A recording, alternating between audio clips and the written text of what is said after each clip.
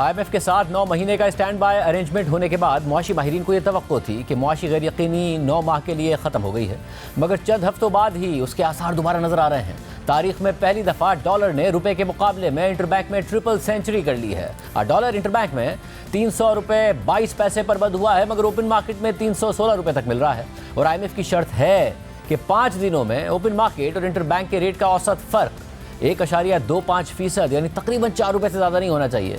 यानी open market में dollar के रेट का बढ़ना मुसलसल इंटरबैंक में भी रुपए को दबाव में रखे हुए है, और जैसे जैसे इंटरबैंक में डॉलर बढ़ रहा है ओपन मार्केट में और बढ़ रहा है, जिससे इंटरबैंक में दबाव और बढ़ रहा है। एक तरफ जुलाई का 80 करोड़ डॉलर्स का करंट अकाउंट खसारा है, तो दूसरी तरफ मुल्क की मुसलसल गिरती हुई बरामदात और तरसीलात ज़र हैं, और तीसरी तरफ IMF की शराइत के तहत हुकूमत ने दरामदात पर पाबंदियां खत्म कर दी हैं। बैकलॉग क्लियर हो रहा है और ये भी रुपए की कदर पर दबाव डाल रहा है। और फिर 22% की शरह सूद के बावजूद लोग डॉलर्स खरीद रहे हैं, यानी पाकिस्तानी रुपए पर पाकिस्तानी अवाम और मार्केट्स का एतमाद बहाल नहीं हो रहा है। और स्टेट बैंक की तरफ से जारी करदा दादोशुमार के मुताबिक 18 अगस्त को खत्म होने वाले हफ्ते में पाकिस्तान के ज़र मुबादला के ज़खायर 7.9 अरब डॉलर्स की सतह पर आ गए हैं।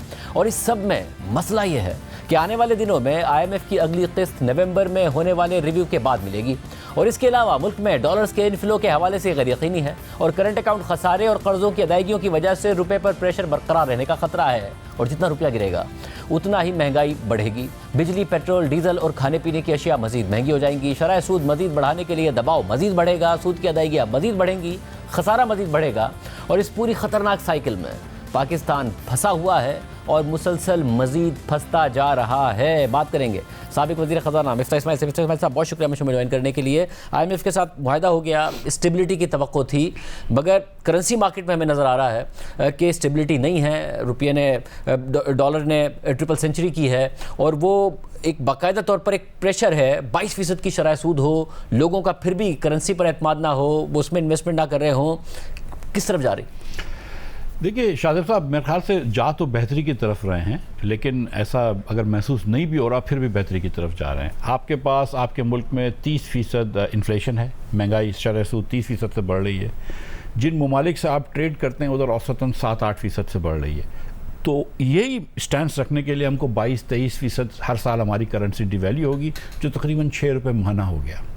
उसके बाद आपने, क्योंकि बहुत सारे इंपोर्ट रिस्ट्रिक्शंस लगाए हुए थे जो IMF की शर्त है कि आप खोलें, और क्योंकि ये अब आहिस्ते आहिस्ते ख़त्म हो रहे हैं, तो आपकी पेंट अप जो इंपोर्ट की डिमांड थी वो भी बढ़ रही है। तो इस वक्त आपके मतलब आपके डॉलर के ऊपर, रुपए के ऊपर प्रेशर आया हुआ है इंटरबैंक के अंदर, जिससे रिफ्लेक्शन हो रहा है। लेकिन क्योंकि अभी तक पूरी तरीके से हटा नहीं है इंपोर्ट का रिस्ट्रिक्शन, इसलिए वो 10-15 रुपए का फ़र्क हो जाता है इंटरबैंक और ओपन मार्केट में।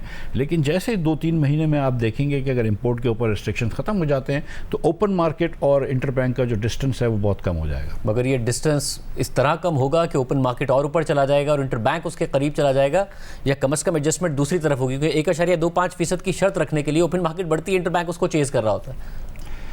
देखिए, अब ये शर्त इसलिए रखी गई थी क्योंकि उनको यकीन नहीं था कि पाकिस्तानी जो हैं वो खोल देंगे। पाकिस्तानी जो हैं, हुकूमत पाकिस्तान जो भी वादा करेगी वो पीछे से वो ऑर्डर दे देंगे स्टेट बैंकों के एलसियाँ कम रख दो, क्योंकि उसको इस बात का यकीन नहीं था। और क्योंकि इनको ये पता चलता है कि अगर वो बहुत फ़र्क है, इसका मतलब है कहीं ना कहीं आप इंपोर्ट रोक रहे हैं, तो इसलिए इन्होंने ये शर्त रखी है। हमको इस शर्त को नहीं सोचना चाहिए शर्त के बारे में इस वक्त, लेकिन जो, और मेरे ख्याल से वी वुड भी ओके, आगे IMF इतना वो इंसिस्ट नहीं करेगा शमशाद साहिबा के दौर में, लेकिन हमको सिर्फ आहिस्ते आहिस्ते जो इंपोर्ट खोल रहे हैं वो खोलना चाहिए, उसको देखना चाहिए कि किस तरह खोल रहे हैं। थोड़ी बहुत रिस्ट्रिक्शंस मेरे ख्याल से कंज्यूमर गुड्स पे, गाड़ियों वगैरह पे, फ़ोन वगैरह पे अब भी होनी चाहिए, लेकिन बाकी रिस्ट्रिक्शंस आहिस्ते आहिस्ते खोल देंगे। मगर क्या ये भी देखना चाहिए कि कम से कम इंपोर्ट्स पर जब हम रिस्ट्रिक्शन ख़त्म कर रहे हैं तो वो ज़्यादा रॉ मटीरियल ओरिएंटेड हो, जिसकी वजह से, क्योंकि ये भी कहा जा रहा था कि इंपोर्ट्स पर इतनी पाबंदियाँ लगी कि हमारी एक्सपोर्ट्स भी मुतासिर हो गई। 2 अरब डॉलर की पिछले महीने में आई हैं। हालांकि हमने देखा है कि जो रीजनल कंट्रीज़ हैं उनकी एक्सपोर्ट्स नहीं गिर रही, हमारी गिर रही हैं। कि एक्सपोर्ट्स उससे बढ़ती नजर आएंगी, या आपको लग रहा है कि एक्सपोर्ट्स नहीं बढ़ रही? एक्सपोर्ट्स में इंपोर्ट का इनपुट तो होता है, और एक्सपोर्ट्स के अंदर ज़ाहिर है कि यहाँ की जो महंगाई है उसका भी देखना होता है। बिल्कुल इसमें कोई डाउट नहीं है कि जब हमने आर्टिफिशियली रुपए को रोका हुआ था पिछले 229-30 पे, तो उससे एक्सपोर्ट कम हुई थी, रेमिटेंस भी कम हुई थी, लेकिन मेरे ख्याल से आहिस्ते आहिस्ते वापस आ जाएगी। एक और जो अंसर था कि उस वक्त जब डिफ़ॉल्ट के बड़े बादल छाए हुए थे तो बायर भी ज़रा सा घबराया हुआ था पाकिस्तान से, अब बायर्स भी वापस आ रहे हैं। मेरे ख्याल से ये 1-2 महीने के अंदर these things will sort it out. ख़ास तौर पर अगर ये IMF का पहला ये रिव्यू हो जाता है, और ये याद रहे कि हमको अगले प्रोग्राम में भी जाना होगा IMF के, ये काफ़ी नहीं है कि आप ये प्रोग्राम कर लें, और जब तक आप वो प्रोग्राम में नहीं जाएंगे आप मतलब एक सही रास्ते पर नहीं पहुँचेंगे। जी, तो आपने कहा कि ज़ाहिर है हमारी जो इन्फ्लेशन है उसका जो डिफरेंस है, जितना डिफरेंस होगा उतनी हमारी करेंसी गिरेगी, उसी तरीके से हम कंपेटिटिव रहेंगे। मगर ये भी एक साइकिल है जिससे हम निकल नहीं पा रहे हैं। हमारी करेंसी गिरती है, उससे इन्फ्लेशन बढ़ती है, करेंसी मजीद गिरती है, और इसी साइकिल में और फिर उससे ज़ाहिर शरह सूद बढ़ती है, फिर उससे इंटरेस्ट कॉस्ट बढ़ती है, उससे खसारे बढ़ते हैं, महंगाई, पेट्रोल, डीजल, बिजली सब बढ़ती रहती है, सर्कुलर रेट बढ़ता है। ये साइकिल से निकले कैसे?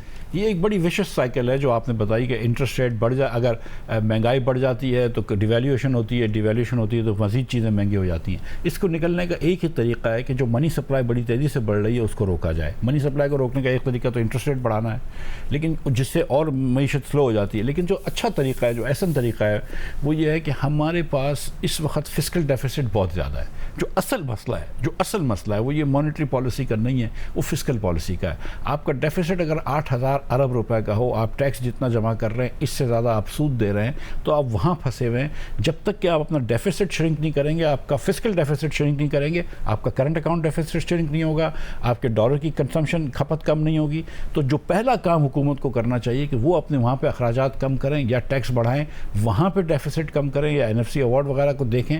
जब वहाँ पे ये देख लेंगे और डेफिसिट कम हो जाएगा तो खुद ब खुद यहाँ पे फिर आप वो वाइशियस साइकिल से निकल जाएंगे और एक वर्चुअस साइकिल में चले जाएंगे। मगर अब IMF के आप प्रोग्राम में होते हैं, IMF कहता है आपने इंटरेस्ट रेट पॉजिटिव रखने हैं, ना भी हो तो 22% की सतह है, शायद दोबारा प्रेशर आएगा, उससे ज़ाहिर सूद की अदायगियाँ बढ़ती हैं। हमने देखा पिछले साल में 7,000 अरब रुपए से तजावुज़ कर गई, तो फिर वो एक साइकिल है जिसका ये हिस्सा है। तो सूद की अदायगियाँ कम करने के लिए इंटरेस्ट रेट्स कम करने के लिए IMF नहीं मानता है, ये कैसे निकलेगा? देखिए, एक तो इस वक्त याद रखें कि पाकिस्तान में 30% का महंगाई है और 22% का डिस्काउंट रेट है, तो आपका नेगेटिव इंटरेस्ट रेट चल रहे हैं, ठीक है।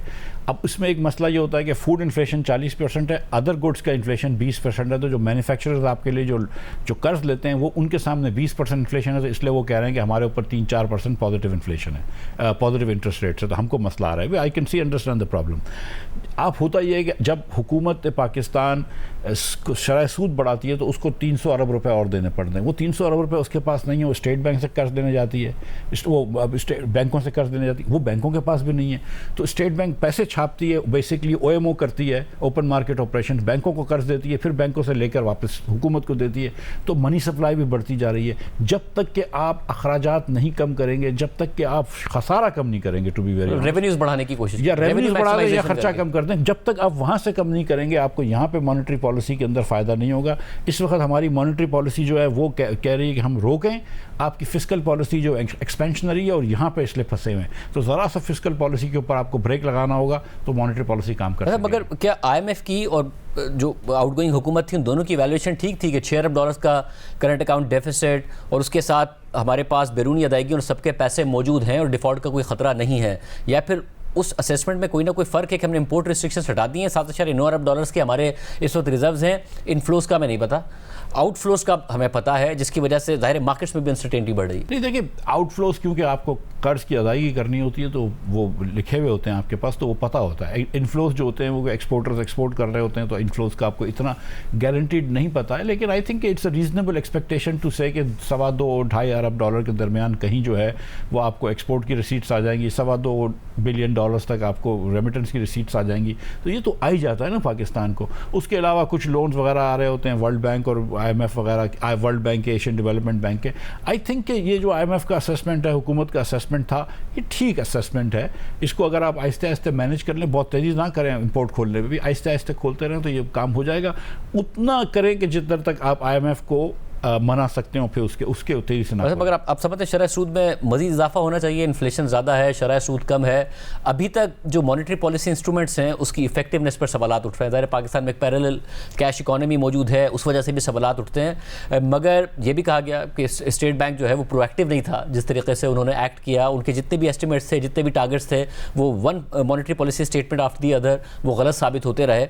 अब क्या करना चाहिए? टर्की में हमें एर्दोगान साहब नज़र आए थे कि वो बहुत उनकी एक जिद रही कि शरह सूद नहीं बढ़ानी है, मगर एक साथ 17.5% से 25% उनकी तरफ से शरह सूद की गई है। हालांकि एनालिस्ट 20% एक्सपेक्ट कर रहे थे। बहुत बड़ी जंप है 7.5% की जो एक दफ़ा की गई है। पाकिस्तान को क्या करना चाहिए?